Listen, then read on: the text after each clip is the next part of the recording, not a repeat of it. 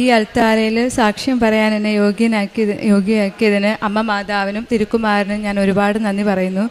ഞാൻ അമ്മയോട് ചോദിച്ച് വാങ്ങിയ ഒരു അവസരമായിരുന്നു. എൻ്റെ നിയോഗങ്ങളെക്കാട്ടിലും എനിക്കിവിടെ വന്നൊരു സാക്ഷ്യം പറയാൻ ഒരു അനുഗ്രഹം തരണമെന്ന് ഞാനിവിടെ വരുമ്പോഴൊക്കെ മാതാവിനോട് പ്രാർത്ഥിക്കുമായിരുന്നു. എൻ്റെ പേര് സോഫി. ഞാൻ വരുന്നത് പുനലൂർ കൊല്ലത്ത് നിന്നാണ്. ഞാൻ ഉടമ്പടി എടുത്തത് 2024 നവംബർ 20-നാണ്. ഞാൻ ഉടമ്പടി എടുക്കാനുണ്ടായ സാഹചര്യം, എൻ്റെ അമ്മ ഓൾറെഡി ഇവിടെ വന്ന് ഉടമ്പടി എടുത്ത വ്യക്തിയായിരുന്നു. അപ്പോൾ എൻ്റെ അടുത്ത് വന്നിട്ട് നീ ഉടമ്പടി എടുക്കണം, ഇവിടെ വരണമെന്നൊക്കെ എൻ്റെ അടുത്ത് പറയുമായിരുന്നു. അങ്ങനെ പറയുമ്പോൾ ഞാൻ തിരിച്ച് പ്രാർത്ഥനാ ജീവിതവും ജപമാലയൊക്കെ ചെല്ലുന്ന ആളാണെങ്കിലും ഞാൻ അമ്മയടുത്ത് പറയുമായിരുന്നു, മാതാവ് എല്ലായിടത്തും ഉണ്ടല്ലോ, എന്തിനാ ഇവിടെ തന്നെ വന്ന് ഉടമ്പടി എടുത്ത് നമ്മൾ ഒരുപാട് ഡിമാൻഡൊക്കെ വെച്ച് പ്രാർത്ഥിക്കുന്നത്, എവിടെ ഇരുന്ന് പ്രാർത്ഥിച്ചാലും മാതാവ് കേൾക്കുമല്ലോ എന്ന് പറയുമായിരുന്നു. അങ്ങനെ ഇരിക്കെ എനിക്കൊരു വയറുവേദന വരുമായിരുന്നു. ആ വയറുവേദന എന്ന് പറഞ്ഞു കഴിഞ്ഞാൽ എത്ര പെയിൻ കില്ലേഴ്സ് എടുത്താലും പെട്ടെന്നൊന്നും മാറാത്ത വയറുവേദനയായിരുന്നു. അങ്ങനെ സ്കാൻ ചെയ്തപ്പോൾ എനിക്ക് പിത്തസഞ്ചിയിൽ കല്ലുണ്ടെന്നും ഇപ്പോൾ ആൻറ്റിബയോട്ടിക് കഴിച്ച് കുറച്ച് നാൾ കഴിഞ്ഞ് സർജറി ചെയ്യണമെന്നും പറഞ്ഞ് അങ്ങനെ ഇരിക്കുന്നൊരവസ്ഥയായിരുന്നു. ഞാൻ ഒരു നേഴ്സാണ്. അപ്പോൾ ഞാൻ ജർമ്മൻ പഠിച്ച് കഴിഞ്ഞ് എക്സാമിന് പ്രിപ്പയർ ചെയ്യുന്ന സമയമായിരുന്നു. അപ്പോൾ അങ്ങനെ ഇരിക്കെ ഞാൻ കോയമ്പത്തൂർ എക്സാമിന് പോയി. അവിടെ ചെന്ന് രാത്രി 2 മണിയായ സമയത്ത് എനിക്ക് ഭയങ്കരമായിട്ട് ഈ വയറുവേദന വന്നു. ഈ വയറുവേദന വന്നു കഴിഞ്ഞിട്ട് എനിക്ക് എന്ത് ചെയ്യണമെന്ന് അറിയത്തില്ല. രാത്രിയാണ്, അറിയാൻ പാടില്ലാത്തൊരു സ്ഥലം, എവിടെ പോകും, എന്ത് ചെയ്യുമെന്ന് അറിയത്തില്ല. അപ്പോൾ എൻ്റെ അമ്മ എൻ്റെ കൂടെ ഉണ്ടായിരുന്നു. അപ്പോൾ അമ്മ പെട്ടെന്ന് തന്നെ ഉടമ്പടി തൈലം എടുത്ത് എൻ്റെ വയറിൽ പൂശിക്കൊണ്ട് പ്രാർത്ഥിച്ചു.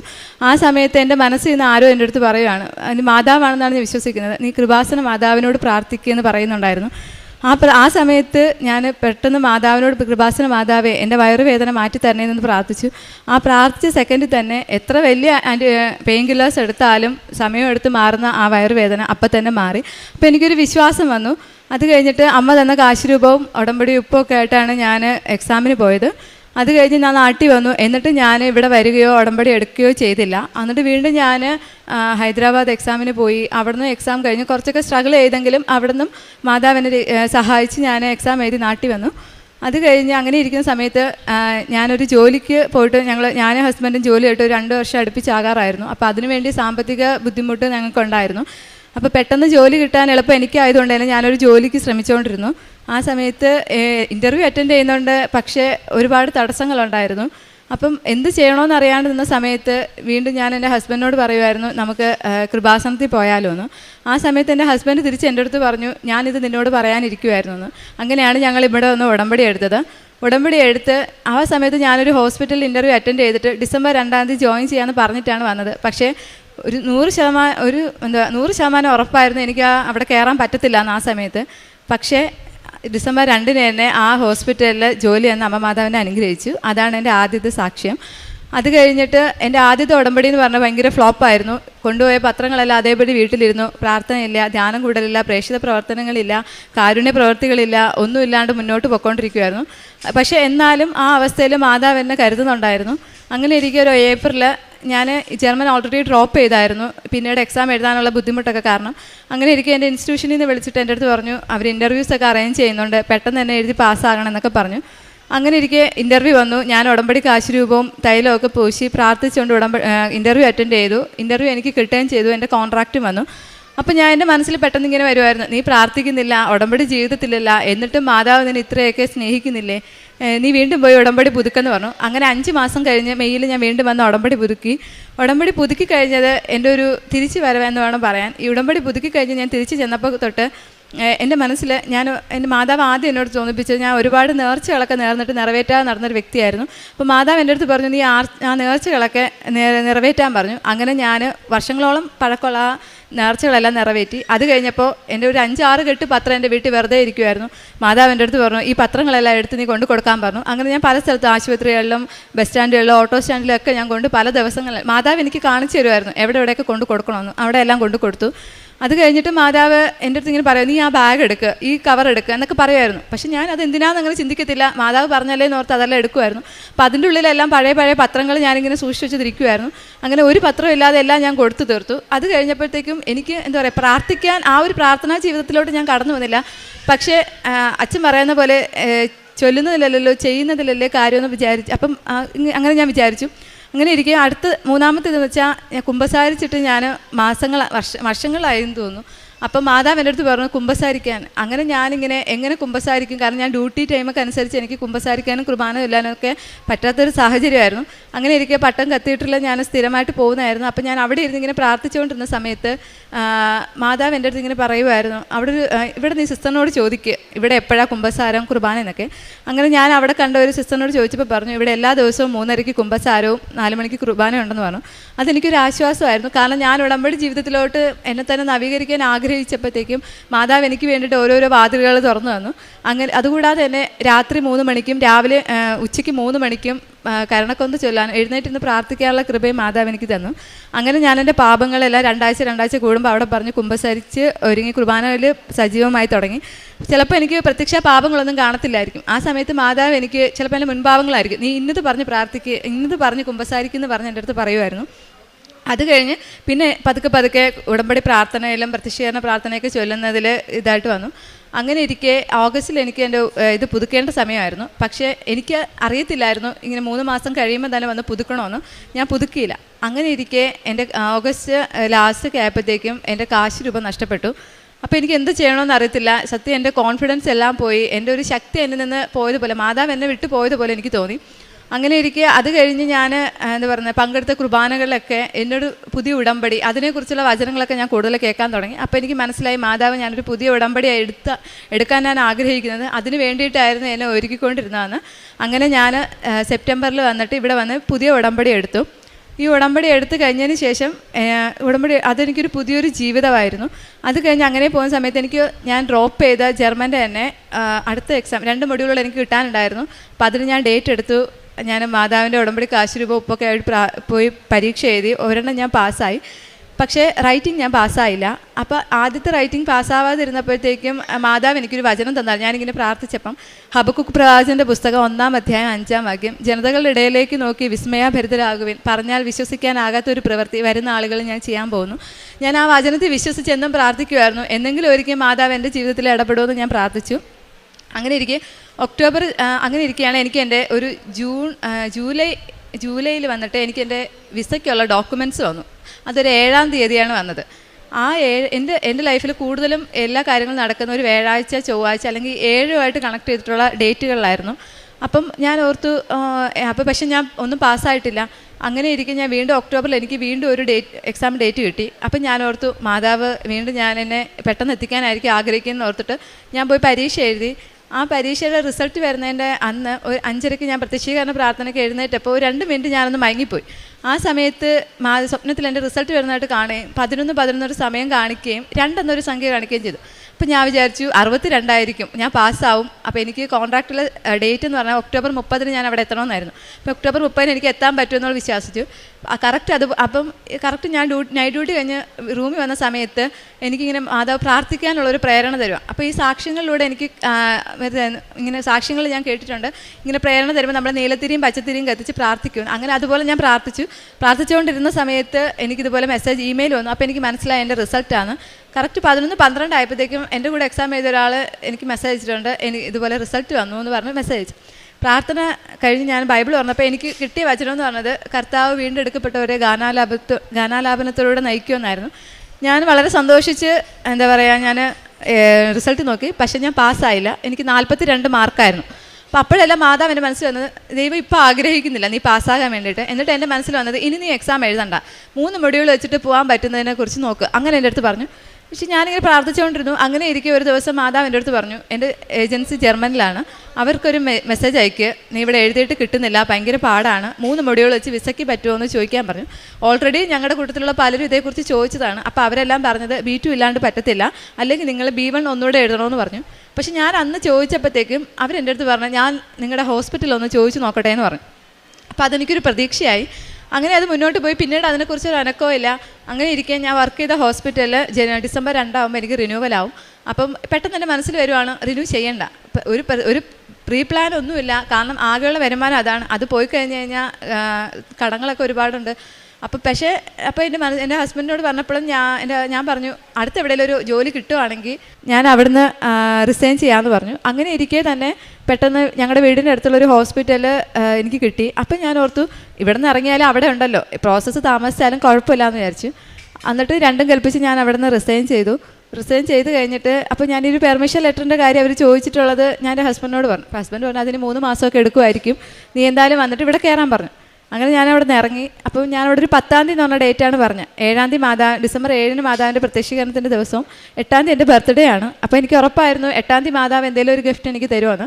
7-ാം തീയതി എനിക്കിവിടെ വരാൻ പറ്റിയില്ല, പക്ഷേ ഓൺലൈനിൽ കൂടി ഞാനിങ്ങനെ കണ്ടുകൊണ്ടിരിക്കുമായിരുന്നു. അങ്ങനെ ഇരിക്കെ 7-ാം തീയതി ഞാൻ രാവിലെ കുർബാനയ്ക്ക് പോയിട്ടും ഉച്ചയായപ്പോൾ എൻ്റെ മനസ്സിലിങ്ങനെ പറയുവാണ്, നാളെ നിൻ്റെ ബർത്ത്ഡേ അല്ലേ, കുമ്പസാരിച്ച് ഒരുങ്ങിയിട്ട് നാളെ കൃപാസനത്തിലോട്ട് പോകാൻ പറഞ്ഞു. അങ്ങനെ രാവിലെ കുർബാന കൂടിയിട്ട് ഞാൻ വൈകിട്ടൊരു ധ്യാന കേന്ദ്രത്തിൽ പോയി നല്ലപോലെ കുമ്പസാരിച്ച് നല്ല തീക്ഷ്ണതയോടുകൂടെ കുർബാനയിൽ പങ്കെടുത്തിട്ട് ഇങ്ങനെ ഇരിക്കുമായിരുന്നു. അപ്പോൾ ഞാൻ അമ്മയോട് ഇങ്ങനെ പറഞ്ഞപ്പോൾ അമ്മ ഇങ്ങനെ പറഞ്ഞു, നാളെ സ്കൂളിന് അവധിയാണെങ്കിൽ എനിക്ക് വരാൻ പറ്റും, ഇല്ലെങ്കിൽ പറ്റത്തില്ല എന്ന് പറഞ്ഞു. അങ്ങനെ ഇരിക്കെ ഞാൻ ഈ കുർബാന കഴിഞ്ഞ് ഇറങ്ങിയ സമയത്ത് അമ്മയുടെ സ്കൂളിൽ ഒരാളെ വിളിച്ചിട്ട് പറഞ്ഞു, തിങ്കളും ചൊവ്വയും അമ്മയ്ക്ക് സ്കൂളിൽ അവധിയാണെന്ന് പറയാൻ പറഞ്ഞു. അപ്പോൾ എനിക്ക് മനസ്സിലായി മാതാവ് എന്നെ ഇങ്ങോട്ട് വിളിക്കുകയാണെന്ന്. ഞാൻ അങ്ങനെ പിറ്റേ ദിവസം രാവിലെ തന്നെ അമ്മയും കൊണ്ട് ഇവിടെ വന്നു. ഇവിടെ വന്നപ്പോൾ അതിന് മുന്നേ പല പ്രാവശ്യവും ഞാൻ അച്ഛനെ കാണാൻ ശ്രമിച്ചിട്ടുണ്ട്, പക്ഷേ പറ്റിയില്ല. പക്ഷേ അന്ന് എനിക്ക് അച്ഛനെ കാണാനുള്ള അവസരം കിട്ടി. ഞാൻ എന്തൊക്കെയോ പറയണമെന്ന് വിചാരിച്ച് മാതാവിൻ്റെ അടുത്ത് വന്നതാണ്. പക്ഷേ ഇവിടെ വന്നപ്പോൾ എനിക്ക് എന്തെന്നില്ലാത്തൊരു ശക്തിയാണ്, എനിക്ക് താങ്ങാവുന്നതിനും അപ്പുറം ഒരു ശക്തിയാണ് എനിക്ക് അനുഭവപ്പെട്ടത്. അപ്പോൾ എനിക്ക് മനസ്സിലായി മാതാവിൻ്റെ ഈശോയുടെയും സാന്നിധ്യം ഇവിടെ ഉണ്ടെന്ന്. അച്ഛനോട് പറയാനുള്ളതെന്ന് എനിക്ക് ഓർമ്മ ഒന്നുമില്ല. പെട്ടെന്ന് ഞാൻ പൊട്ടിക്കരയുകയാണ് ചെയ്തത്. എനിക്ക് കരച്ചിലാണ് വന്നത്, അല്ലാണ്ട് വേറൊന്നും വന്നില്ല. അങ്ങനെ കരഞ്ഞുകൊണ്ടിരിക്കുന്ന സമയത്ത് അച്ഛൻ എൻ്റെ അടുത്ത് എന്താണോ പറഞ്ഞതെന്നോ പ്രാർത്ഥിച്ചതെന്നോ എനിക്ക് ഓർമ്മയില്ല. അച്ഛൻ എന്നോട് ചോദിച്ചു, ഇനി നിനക്ക് എത്ര ദിവസം ഉണ്ടെന്ന് ചോദിച്ചു. അപ്പം ഞാൻ ഈ 30 ഡേറ്റ് ഇട്ട് പ്രാർത്ഥിക്കുന്നതുകൊണ്ട് പക്ഷേ എൻ്റെ മനസ്സിലുണ്ടെങ്കിൽ ഞാൻ പറഞ്ഞില്ല. ഞാൻ പറഞ്ഞു നവംബറിലായിരുന്നു അവിടെ ചെല്ലേണ്ടിയിരുന്നത്, സമയം കഴിഞ്ഞു എന്ന് പറഞ്ഞു.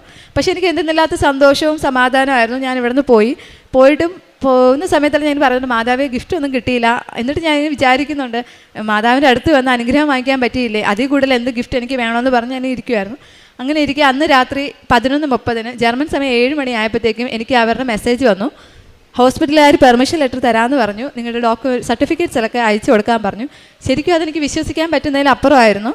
അങ്ങനെ ഒരിക്കലും നടക്കാത്ത കാര്യമാണ്. അങ്ങനെ ഒരു പെർമിഷൻ ലെറ്റർ കൊടുത്ത് ആരും ഇതുവരെ അവിടെ പോയിട്ടുമില്ല, ഇവർ കൊണ്ടുപോയിട്ടുമില്ല. അങ്ങനെ ഞാൻ എൻ്റെ ഹസ്ബൻഡിനോട് പറഞ്ഞു. അത് കഴിഞ്ഞിട്ട് ഞാനിങ്ങനെ പോകുന്ന സമയത്ത് ഞാൻ എൻ്റെ ഹസ്ബൻഡിനോട് പറഞ്ഞു, എൻ്റെ ഹസ്ബൻഡ് ഇച്ചിരി കുമ്പസാരവും കുർബാനയായിട്ടൊക്കെ ഇച്ചിരി അകന്ന് നിൽക്കുന്ന സമയമാണ്. അപ്പോൾ എൻ്റെ അടുത്ത് ഞാൻ പറഞ്ഞു ഒന്ന് കുമ്പസാരിക്കണം, ഈ വരുന്ന ശനിയാഴ്ച കുമ്പസാരിച്ച് ഞായറാഴ്ച നമുക്ക് ഒരുമിച്ച് കുർബാനയ്ക്ക് പോകണമെന്ന് പറഞ്ഞു. അപ്പോൾ സാധാരണ എന്തെങ്കിലും ഒഴിവൊഴിവ് പറയുന്നതാണ് എൻ്റെ ഹസ്ബൻഡ്. പക്ഷേ അന്ന് എൻ്റെ ഹസ്ബൻഡ് സമ്മതിച്ചു. ഇങ്ങനെ സമ്മതിച്ച് കുറച്ച് സമയം കഴിഞ്ഞപ്പോഴേക്കും തന്നെ എനിക്ക് ആ പെർമിഷൻ ലെറ്റർ എൻ്റെ കയ്യിൽ കിട്ടി. അവരെൻ്റെ അടുത്ത് വിസയ്ക്ക് അപ്ലൈ ചെയ്തോളാൻ പറഞ്ഞു. അങ്ങനെ പോയി. അപ്പോൾ ഞങ്ങൾ ഓക്കെ ഇങ്ങനെ തീരുമാനിച്ചല്ലേ, ശനിയാഴ്ച ഞാനൊരു ധ്യാനം കൂടെ എൻ്റെ വീട്ടിലോട്ട് പോവാണ്. അപ്പോൾ ഹസ്ബൻഡ് കുമ്പസാരിച്ച് ഞായറാഴ്ച ഞങ്ങൾ ഒരുമിച്ച് കുർബാനയ്ക്ക് പോകുന്നു.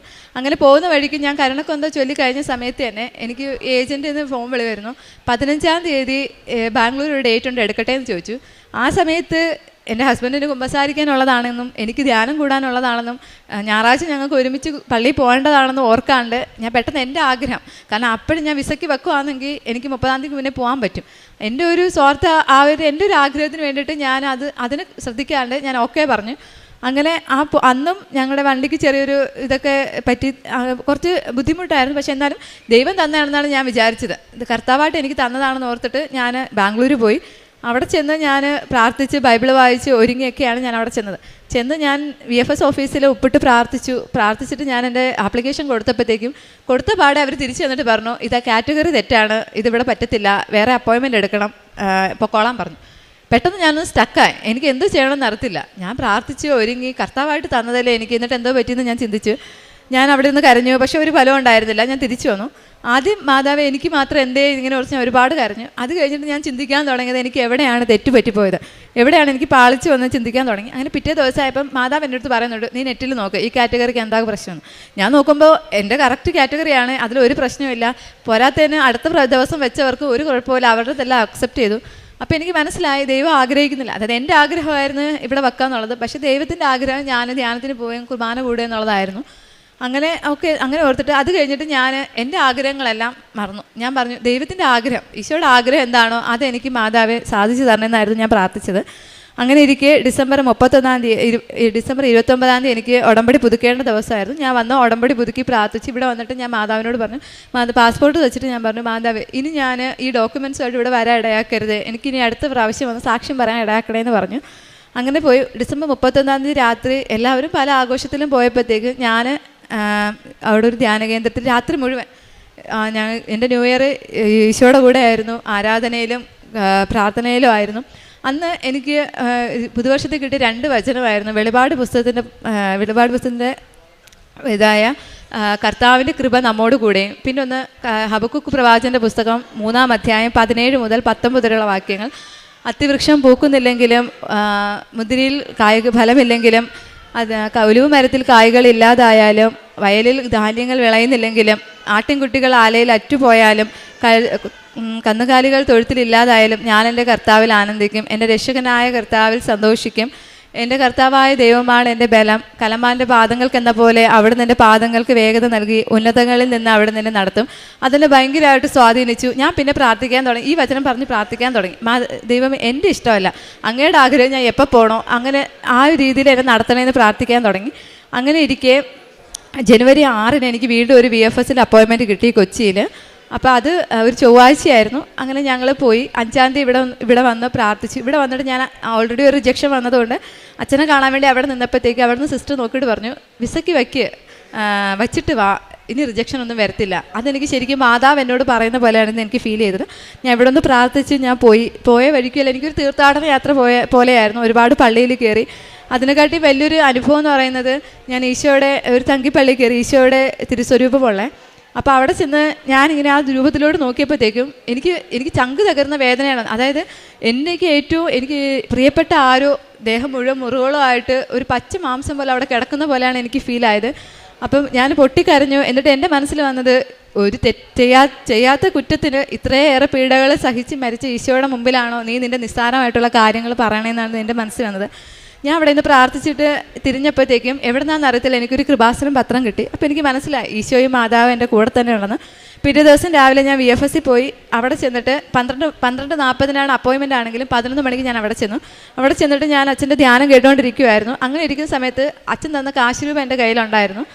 അപ്പം അവിടുത്തെ ഒരു മുന്നിലൊരു ചെടിച്ചട്ടി ഉണ്ടായിരുന്നു. അപ്പോൾ എൻ്റെ ഉള്ളിലിരുന്ന് മാതാവ് പറയുന്നുണ്ട്, ഈ കാശ് രൂപ ചെടിച്ചട്ടിയിൽ വെക്കാമെന്ന്. അപ്പോൾ ഞാനോർത്ത് ഇത്രയും പേരുണ്ട്, ഞാൻ എന്തോ ചെയ്യും. പക്ഷേ എന്തായാലും മാതാവ് പറഞ്ഞതല്ലേ എന്ന് ഓർത്തിട്ട് ഞാൻ എൻ്റെ കാശ് രൂപ അതിൽ വെച്ചു. അതിൽ വെച്ചതും എന്നെ അവർ വിളിച്ചു. പിന്നെ എനിക്ക് തടസ്സങ്ങളൊന്നും ഇല്ലായിരുന്നു. എൻ്റെ വിസ പ്രോസസ്സിങ് അത് സബ്മിഷൻ നല്ലപോലെ നടന്നു. അവർ പറഞ്ഞു 1 മാസം എടുക്കും വരാനെന്ന് പറഞ്ഞു. അങ്ങനെ ഞാൻ തിരിച്ച് വീട്ടിൽ വന്നു. പിന്നീട് ഇതിനെക്കുറിച്ച് ഞാൻ പ്രാർത്ഥിച്ചൊന്നുമില്ല. അപ്പോൾ ഞാൻ ഈ ഡേറ്റ് 1 മുതൽ ഡിസംബറിൽ 30-ാം തീയതി വരെ എഴുതിയിട്ട് ഇങ്ങനെ ക്രോസ് ചെയ്ത് വരുമായിരുന്നു. പെട്ടെന്ന് ഞാൻ പ്രാർത്ഥിച്ചുകൊണ്ടിരുന്ന സമയത്ത് മാതാവ് എൻ്റെ അടുത്ത് പറഞ്ഞു 1 മുതൽ 27 വരെ എഴുതാൻ പറഞ്ഞു. അങ്ങനെ ഞാൻ 1 മുതൽ 27 വരെ എഴുതി. എന്നിട്ട് എൻ്റെ അടുത്ത് 15, 17, 27 മാർക്ക് ചെയ്യാൻ പറഞ്ഞു. എന്തിനാണെന്ന് അറിയത്തില്ല, പക്ഷേ മാതാവ് പറഞ്ഞല്ലേ എന്ന് ഓർത്തിട്ട് ഞാൻ മാർക്ക് ചെയ്തു. 6-ാം തീയതി സബ്മിറ്റ് ചെയ്ത എൻ്റെ ഡോക്യുമെൻറ്റ്സ് 7-ാം തീയതി കോൺസുലേറ്റിലെത്തി ജർമ്മനീൻ്റെ. അത് കഴിഞ്ഞ് എൻ്റെ 7-ാമത്തെ ദിവസം 14-ാം തീയതി അതിൽ വിസ സ്റ്റാമ്പ് ചെയ്തു. അങ്ങനെ ഇരിക്കെ ഞാനിങ്ങനെ 15 എന്നുള്ള ഡേറ്റ് വന്നു. അപ്പം ഞാൻ മാതാവിനോട് മാതാവ് ഇന്ന് 15 എന്താണെന്ന് ഞാൻ അറിയത്തില്ല. അങ്ങനെ ഇരിക്കെ അന്നത്തെ രാവിലത്തെ പ്രത്യക്ഷ പ്രാർത്ഥനയ്ക്ക് എനിക്ക് എഴുന്നേക്കാൻ പറ്റിയില്ല. അപ്പോഴത്തേക്ക് അപ്പം നോക്കുമ്പോൾ ഈശോ എൻ്റെ കാൽക്കൽ വന്നിരിക്കുക. എന്നിട്ട് ഈശോ എൻ്റെ അടുത്ത് പറയാം, എഴുന്നേറ്റ് പ്രാർത്ഥിക്കുന്ന എൻ്റെ അടുത്ത് പറയാം. ഈ ഉടമ്പടി ജീവിതത്തിൽ എനിക്ക് കിട്ടിയെന്ന് വെച്ച് കഴിഞ്ഞാൽ ഈശോയായിട്ട് ഞാനൊരു ബന്ധത്തിലായി. എന്നെ എടീന്ന് വിളിച്ച് ഈശോ എപ്പോഴും എൻ്റെ അടുത്ത് സംസാരിക്കുമായിരുന്നു. ഞാൻ എഴുന്നേറ്റു, അപ്പം തന്നെ എഴുന്നേറ്റ് പ്രാർത്ഥിച്ചു. ആ പ്രാർത്ഥിച്ചുകൊണ്ടിരുന്ന സമയത്ത് എനിക്ക് എൻ്റെ വിസ ഡിസ്പാച്ചായെന്ന് പറഞ്ഞ് എനിക്കൊരു മെസ്സേജ് വന്നു. പക്ഷേ ഞാനിങ്ങനെ പറഞ്ഞിട്ടുണ്ടായിരുന്നു, അതിനെക്കുറിച്ചൊരു സൂചന ചതുവാണെങ്കിൽ ഞാൻ ആരടുത്തും പറയത്തില്ലായിരുന്നു. ഈ നിമിഷം വരെ ഞാൻ ആരടുത്തും പറഞ്ഞിട്ടില്ല എനിക്ക് അങ്ങനെ ഒരു ഡിസ്പാച്ചായെന്നുള്ളൊരു മെയിൽ വന്നത്. അപ്പം ഓക്കെ വന്നു. അത് കഴിഞ്ഞപ്പോഴത്തേക്കും പിന്നെ 17 എന്നുള്ള ഡേറ്റ് അതെന്തുവാന്ന് എനിക്കറിയത്തില്ല. അന്ന് ഞങ്ങളുടെ വെഡ്ഡിങ് ആനിവേഴ്സറിയും കൂടെ ആയിരുന്നു. അങ്ങനെ ഇരിക്കെ 17-ാം തീയതി രാവിലെ എനിക്ക് ഇതുപോലെ വന്നിട്ട് ഞാൻ പ്രാർത്ഥിച്ചുകൊണ്ടിരുന്ന സമയത്ത് ഇങ്ങനെ 17-ാം തീയതി പ്രാർത്ഥിച്ചുകൊണ്ടിരുന്ന സമയത്ത് എനിക്കിങ്ങനെ മെസ്സേജ് വരുവാണ്. രാവിലെ ഒരു 11 മണിയൊക്കെ ആയപ്പോൾ വരുവാണ്, എൻ്റെ വിസ അറൈവ് ഇന്ന് വരും. അങ്ങനെ കൊറിയർ സർവീസിൽ നിന്ന് എനിക്ക് മെസ്സേജ് വന്നു. പക്ഷേ അന്ന് എൻ്റെ അമ്മ പോയത് എനിക്ക് വാങ്ങിക്കാൻ പറ്റിയില്ല. പക്ഷേ എനിക്ക് ഉറപ്പുണ്ടായിരുന്നു അതിനകത്ത് വിസ വരുമെന്ന്. 18-ാം തീയതി ഞാൻ പോയി വാങ്ങിച്ചു. ഞങ്ങളുടെ അടുത്തുള്ള ഒരു പള്ളിയിൽ പോയി നേർച്ചയൊക്കെ നേറ്റി അവിടെ വെച്ച് തുറന്ന സമയത്ത് അതിനുള്ളിൽ വിസ അടിച്ചിട്ടുണ്ടായിരുന്നു. അതിൽ ഞാനിങ്ങനെ മാതാവിനോട് പറയുന്നുണ്ടായിരുന്നു, മാതാവിൻ്റെ ഒരു അടയാളം എനിക്ക് കാണിച്ചു തരണമെന്ന്. അങ്ങനെ ഇരിക്കെ ഞാൻ ഇങ്ങനെ സാക്ഷ്യങ്ങളിൽ കേട്ടിട്ടുണ്ട് 7-ാമത്തെ പേജിൽ വിസ അടിച്ച് വരണമെന്നൊക്കെ പ്രാർത്ഥിക്കണമെന്ന്. അങ്ങനെ ഞാൻ അച്ഛൻ തന്ന കാശ് രൂപം എൻ്റെ 7-ാമത്തെ പേജിൽ വെച്ചായിരുന്നു പ്രാർത്ഥിച്ചുകൊണ്ടിരുന്നത്. കറക്റ്റ് ഞാനത് തുറന്നു നോക്കിയപ്പം ബാക്കിയുള്ള പേജെല്ലാം വിട്ടിട്ട് എൻ്റെ 7-ാമത്തെ പേജിലായിരുന്നു എൻ്റെ ജർമ്മൻ്റെ വിസ അടിച്ച് വന്നത്. അങ്ങനെ അത് പെട്ടെന്ന് എനിക്ക് എന്ത് ചെയ്യണമെന്ന് അറിയത്തില്ല. ഞാൻ വിചാരിച്ച് ഞാൻ പൊട്ടിക്കരയുമായിരിക്കുമെന്ന്. പക്ഷേ എനിക്ക് കരച്ചിലോ സങ്കടമോ സന്തോഷമോ ഒന്നും തോന്നിയില്ല. ഞാൻ ശരിക്കും എങ്ങനെയായിരുന്നോ ഞാനുണ്ട് ആ ഒരു അവസ്ഥയിൽ തന്നെയായിരുന്നു. ഞാൻ ഈശോയുടെ മുന്നിൽ ചെന്ന് മുട്ടുവെത്തിയിട്ട് ഞാൻ ചോദിച്ചു, എന്ത് ഈശോയെ എനിക്കൊരു ഇമോഷൻ ഇല്ലാത്തതെന്ന്. അപ്പം ഈശോ എൻ്റെ അടുത്ത് പറഞ്ഞു, നീ എൻ്റെ മുമ്പിൽ ഒരുപാട് കരഞ്ഞതല്ലേടി, ഇനി എന്തിനാ മതി, ഇനി നീ കരയണ്ട എന്നിങ്ങനെ പറഞ്ഞു. സത്യം പറഞ്ഞാൽ അത് കേട്ടപ്പോൾ എനിക്ക് ഭയങ്കരമായിട്ട് കരച്ചിൽ വന്നു. അപ്പം എനിക്ക് മനസ്സിലായി മാതാവ് ഈശോയിൽ നിന്ന് എനിക്ക് വാങ്ങിച്ചു തന്ന വലിയൊരു അനുഗ്രഹമാണ്. ഇതിനെക്കാട്ടി പിന്നെ എനിക്ക് വന്ന് 27 എന്നുള്ള നമ്പർ, അതെന്തുവാണ്, ഇനി 27-ാം തീയതി ഞാൻ പോകുമോ, അതിനെക്കുറിച്ചാണോ എന്ന് വിചാരിച്ചു. അങ്ങനെ ഇരിക്കും ഞാൻ വിസ നോക്കിയപ്പോഴത്തേക്കും അതിനകത്ത് എൻ്റെ വിസ സ്റ്റാർട്ടാകുന്നത് 27-ാം തീയതി മുതലാണ്. അപ്പോൾ 7-ാം തീയതി കോൺസുലേറ്റ് എത്തി എൻ്റെ പാസ്പോർട്ട് 7-ാമത്തെ ദിവസം അതിൽ വിസ സ്റ്റാമ്പ് ചെയ്യും. 17-ാം തീയതി എൻ്റെ കയ്യിലെത്തുകയും 27-ാം തീയതി മുതൽ എൻ്റെ വിസ സ്റ്റാർട്ടാകുകയും ചെയ്യാനും.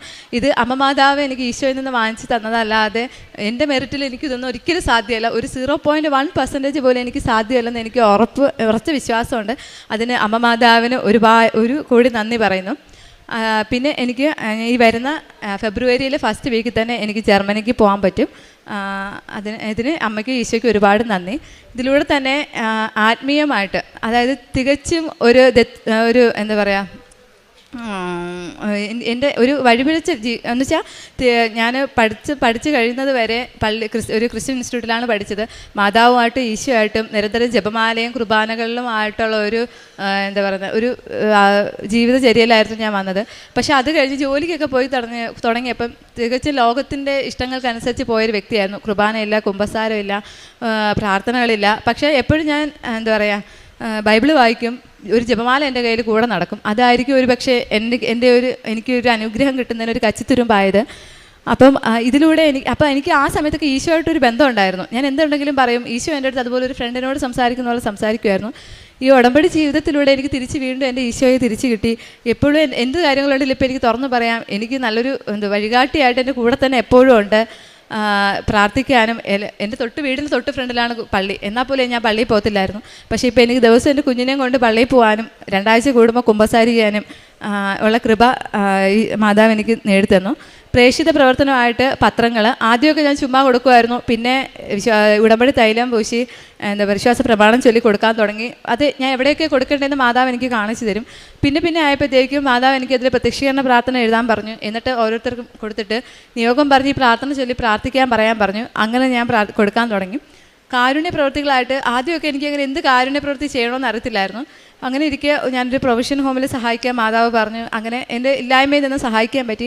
പിന്നെ ആരെൻ്റെ അടുത്ത് എന്ത് ചോദിച്ചാലും എൻ്റെ കയ്യിലുള്ളത് കൊടുക്കാൻ പറ്റും. പിന്നെ എനിക്ക് പൊതിച്ചോറ് ആഹാരം അങ്ങനെ കൊടുക്കുന്നൊന്നും പറ്റിയില്ല. അപ്പോൾ ഞാൻ ഇങ്ങനെ മാതാവിനോട് ചോദിച്ചു, മാതാവേ നീ എന്താ ആഗ്രഹിക്കുന്നത്, ഞാനിനി അനാഥാലയത്തിലൊക്കെ കൊടുക്കണമാണോ അങ്ങനെയാണോ എന്ന് ചോദിച്ചു. അപ്പോൾ മാതാവ് എൻ്റെ അടുത്ത് പറഞ്ഞു, അതിനൊക്കെ ഞാൻ വേറെ ആളെ നിയോഗിച്ചിട്ടുണ്ട്. നീ പോയിട്ട് ഒരു നേരത്തെ ആഹാരത്തിന് പ്രതീക്ഷയില്ല, അതായത് കഴിക്കാൻ പറ്റുമോ ഇല്ലയോ എന്ന് ഒരു ഉറപ്പുമില്ലാത്തവർക്ക് നീ വാങ്ങിച്ചു കൊടുക്കാൻ പറഞ്ഞു. അങ്ങനെ ഇരിക്കാൻ ഞാൻ നടന്നു പോയപ്പോഴത്തേക്കും ഞാൻ അത്രയും നല്ലതായിട്ട് അതിൻ്റെ ഫ്രണ്ടിൽ കൂടെയാണ് ജോലിക്ക് പോയിക്കൊണ്ടിരുന്നത്. പക്ഷേ അന്ന് ഞാനൊരു അപ്പച്ചനെ കണ്ടു, അവിടെ ഇരിക്കുകയാണ്. അപ്പോൾ എൻ്റെ മനസ്സിൽ പറഞ്ഞു ആഹാരം വാങ്ങിച്ചു കൊടുക്കുക. അങ്ങനെ ഞാൻ വീണ്ടും വന്ന വഴി തിരിച്ച് നടന്നു പോയി ആഹാരം വാങ്ങിച്ച് അപ്പച്ചന് കൊടുത്തു. അപ്പച്ചൻ എൻ്റെ അടുത്ത് തിരിച്ചൊന്നും മിണ്ടിയില്ല, ഞാനും ഒന്നും മിണ്ടിയില്ല. ഞങ്ങൾ പരസ്പരം നോക്കി ചിരിച്ചു. ആ അപ്പച്ചൻ്റെ കണ്ണിൽ എന്തെന്നില്ലാത്തൊരു തിളക്കം ഉണ്ടായിരുന്നു. അത് കഴിഞ്ഞ് ഞാൻ തിരിഞ്ഞ് പോരാൻ നേരത്താണ് ഞാൻ ശ്രദ്ധിച്ചത് ആ മുഷിഞ്ഞ ഇതിൻ്റെ ഇടയിലും ഒരു 2 ജപമാല ആ പശു സൂക്ഷിച്ചു വെച്ചിട്ടുണ്ടായിരുന്നു. അപ്പോൾ എനിക്ക് മനസ്സിലായി ഇത് മാതാവായിട്ട് തന്നതാണ്. അതുകൂടാതെ തന്നെ ഞാൻ ഒരു ദിവസം വീട്ടിൽ ഇരുന്നപ്പോൾ എനിക്ക് ഭയങ്കരമായിട്ട് തണുത്തു. അപ്പം മാതാവ് എൻ്റെ അടുത്ത് പറയുന്നുണ്ട്, നിനക്ക് തണുക്കുന്നില്ലേ ഈ റൂമിലിരുന്നിട്ടും, പക്ഷേ എന്നിട്ടും നടു റോഡിൽ തണുത്ത് വിറച്ച് കിടക്കുന്നവരില്ലേ. എന്നിട്ട് ആ അപ്പച്ചൻ്റെ മുഖം എൻ്റെ അടുത്ത് നിന്നിട്ട് പറഞ്ഞു, നീ ഒരു ബ്ലാങ്കറ്റ് വാങ്ങിച്ചു കൊടുക്കാൻ പറഞ്ഞു. അങ്ങനെ വാങ്ങിച്ചു കൊടുത്തു.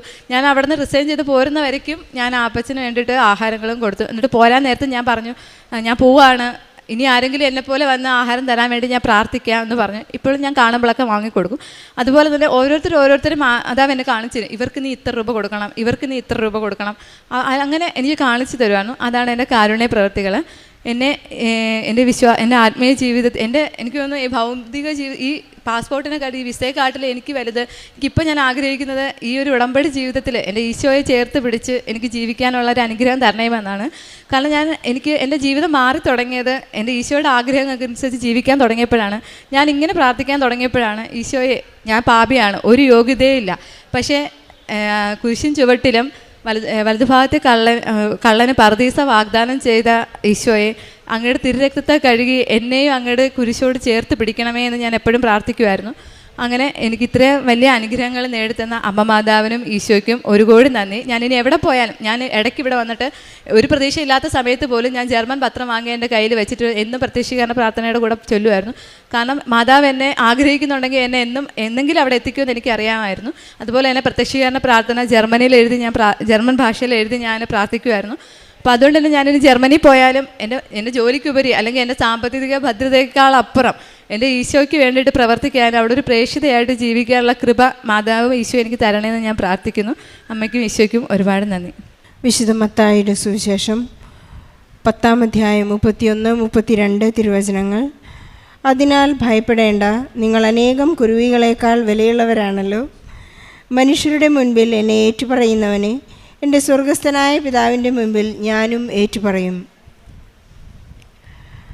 സോഫി എന്ന ഈ മകളിവിടെ പ്രത്യക്ഷീകരണ സാക്ഷ്യമായി ഏറ്റുപറയുന്നത് പരിശുദ്ധ അമ്മയുടെ മാധ്യസ്ഥതയിൽ എല്ലാ അനുഗ്രഹങ്ങളും അടിച്ചു മാറ്റാൻ സാധിച്ച ഒരു വ്യക്തിയാണെന്ന് നമുക്ക് പറയാൻ സാധിക്കും. ഇത് ഉടമ്പടി ഉഴപ്പിയതിന് ശേഷം വളരെ ശക്തമായി പ്രാർത്ഥനയിൽ മുന്നേറാൻ സാധിക്കുകയും ഈശോയെ സ്വന്തമായി ഏറ്റെടുത്തുകൊണ്ട് ഈശോയ്ക്ക് സ്വന്തമായി സമർപ്പിക്കാൻ സാധിച്ചതിൻ്റെ ഒരു വലിയ സാക്ഷ്യമാണ്. ഓരോ ഘട്ടത്തിലും പരിശുദ്ധ അമ്മ സോഫിയെ വളരെ സന്തോഷത്തോടുകൂടി കമ്മ്യൂണിക്കേഷൻ കൈമാറുന്ന രീതി നമുക്ക് മനസ്സിലാക്കാനായിട്ട് സാധിക്കും. ചില കുട്ടികളോട് ഈ റിയാലിറ്റി ഷോയിൽ അവരുടെ പെർഫോമൻസിന് ശേഷം അവരുടെ ജഡ്ജസ് പറയാറുണ്ട്, ഒന്നും പറയാനില്ല. അത്രയ്ക്കും നന്നായി പെർഫോം ചെയ്യുന്നവരോടാണ് ജഡ്ജസ് അങ്ങനെ പറയാറുള്ളത്. ജോസഫ് അച്ഛൻ നമ്മെ ഓർമ്മിപ്പിക്കാറുണ്ട്, നിന്നെക്കൊണ്ട് ദൈവത്തിന് എന്തുപകാരം, നിനക്ക് ഇത്രയധികം അനുഗ്രഹങ്ങൾ കിട്ടിയതുകൊണ്ട് എന്തുപകാരം എന്ന് അച്ഛൻ നമ്മോട് ദൈവം ചോദിക്കുന്ന ഒരു ചോദ്യം നമ്മളെപ്പോഴും ക്രോസ് ക്വസ്റ്റ്യനായിട്ട് ചോദിക്കുന്നുണ്ട്. സോഫിക്ക് അതിനെല്ലാം ഉത്തരം നൽകാൻ സാധിക്കാവുന്ന വിധത്തിൽ ഉടമ്പടി വളരെ ശക്തമായി വളരെ കൃത്യമായി പാലിക്കാൻ സാധിച്ചു എന്ന് നമുക്ക് മനസ്സിലാക്കാം.